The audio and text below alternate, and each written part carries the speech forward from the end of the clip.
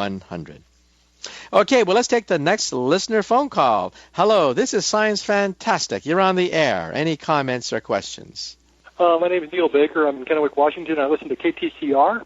And I'm one of those people, actually I might be one of those kooks that doesn't think we went to the moon.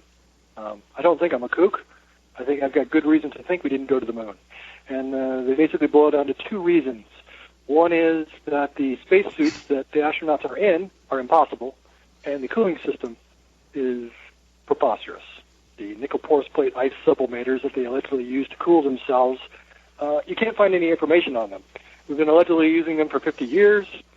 There's nothing in the textbook about them. There's hardly anything on the Internet about them, and you've never seen a demonstration of one in operation, which could easily happen in a high vacuum chamber that NASA allegedly has.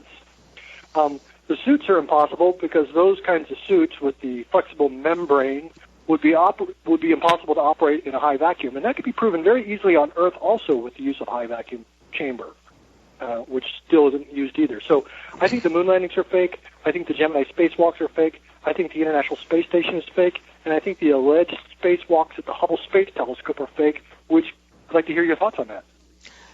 Okay, well, you ask a mouthful, so let's try to break it down one by one. First of all, there is that famous videotape that says that, the moon program was a fake from start to finish, and they list many examples. The main examples are not actually the ones you mentioned, but let me tackle all of them. The first main criticism about our going to the moon is the flag. The moon has no air. There's no wind on the moon. We learned that in elementary school. But there are our astronauts saluting a waving flag. You've all seen that picture. It's on many a website. Our astronauts saluting a fluttering American flag.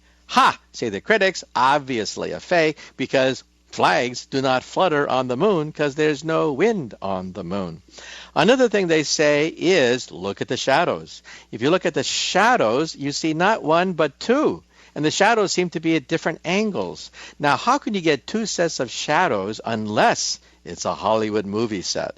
A Hollywood movie set. Then you have a bunch of lights, and of course the camera crew don't keep track of the shadows, and one of them slipped out, and there it is, our astronauts on the moon with two sets of shadows, obviously Hollywood shadows, nothing to do with a real moonwalk. And you mentioned several others, but let's take them one at a time. First of all, the flag that flutters on the moon is not really a flag at all. It's made out of tinfoil, for God's sake. Look at the video. In one video, you actually see the astronauts putting the flag on the moon, and you clearly see that it's made out of tinfoil. It's solid. It's not a flag at all made out of cloth. So, of course, it doesn't flutter. It's actually bent out of shape precisely to give the illusion that it's fluttering. But, of course, wind does not blow on the moon. Also, if you think about it, if you have a starry night with the moon, of course there are two sets of shadows you can see because the moon also casts a shadow. Well, Earthshine is much brighter than moonshine. And as a consequence, of course, you're going to get multiple shadows on the moon because you have sunshine and you have earthshine, which is, as I mentioned, much greater than moonshine. And then you mentioned suits and cooling systems, and hey, let's back up a bit. First of all, on Earth, we have many vacuum systems by which we can test our spacesuits. In fact, I took a film crew from the Science Channel. We flew out to Ohio, where we have one of the world's largest vacuum chambers. We test entire booster rockets, not just little spacesuits. We test entire booster rockets on this gigantic area, much bigger than a football field, which has a vacuum. You can pump all the air out, and yes, you can test spacesuits. Yes, you can test booster rockets, for God's sake. Forget spacesuits.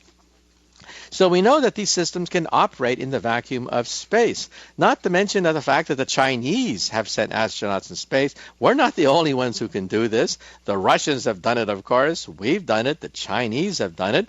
Pretty soon the Japanese and the Indians are going to be doing it. They don't see any problem at all. Plus, you say that we don't have a space station out there, but hey, you can actually see it. You don't have to believe it. You can get the coordinates and actually look at it with binoculars as it sails overhead. With radar, with sightings, we know that these things actually are up there in outer space. Now, also, some people think that we never brought moon rock back from the moon. Well, I had a chance to actually look at moon rock close up with a microscope. I was getting my PhD at the University of California at Berkeley, which got some of the moon rocks from NASA, and personally, I had a chance to look at them under a microscope, and I was shocked. Instead of ordinary rock, you had mini craters, micro craters, craters inside craters, inside craters, inside craters.